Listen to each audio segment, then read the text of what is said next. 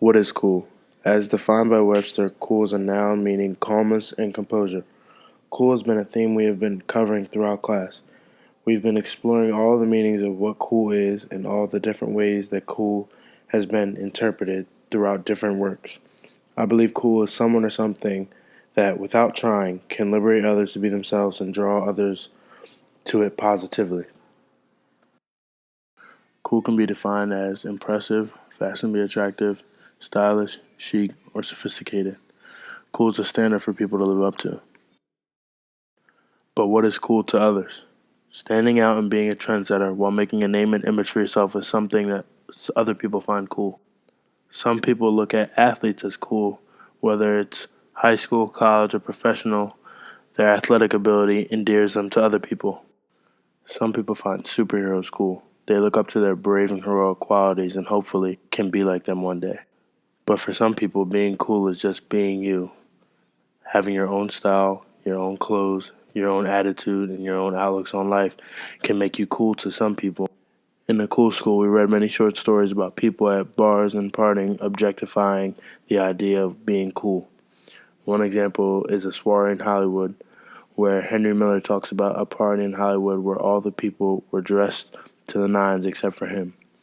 He had expectations of these wealthy people and realized that they weren't as cool or exciting as he thought. I believe that he was disappointed because his idea of what was cool in their society was not cool to him. In Spencer's Pad, Herbert Huncke talks about the lower class parties and how it is for New York City hustlers and war veterans. These parties consisted of drugs, alcohol, and young people trying to find a place in New York City. These parties were considered to be cool and fun. The theme of the cool school seems to highlight what was cool in different time periods. Cool was partying and not with the rich, but with the drugs and the hipsters who kept people on the edge of their seats. Miles Davis talks about in his biography spending time with the musician Bird. He talks about Bird and the way he revered Bird and his cool nature.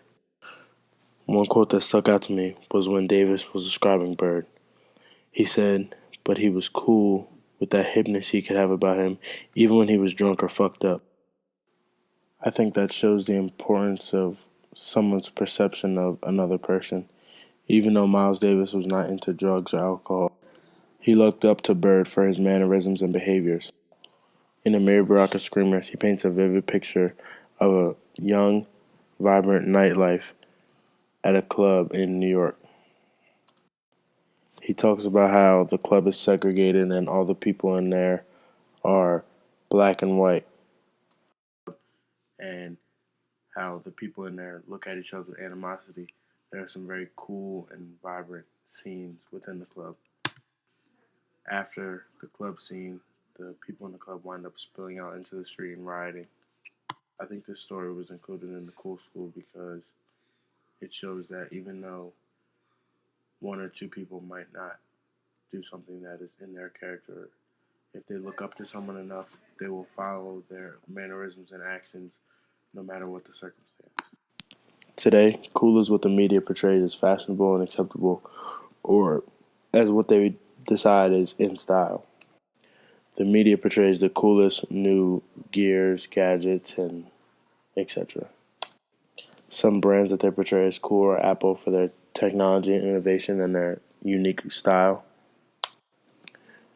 They portray Nike as cool for their unique athletic gear, their cool colors, and their up to date and high tech athletic wear.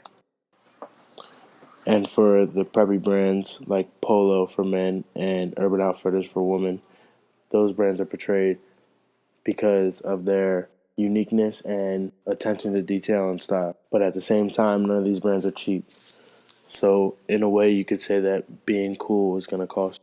It's amazing to see.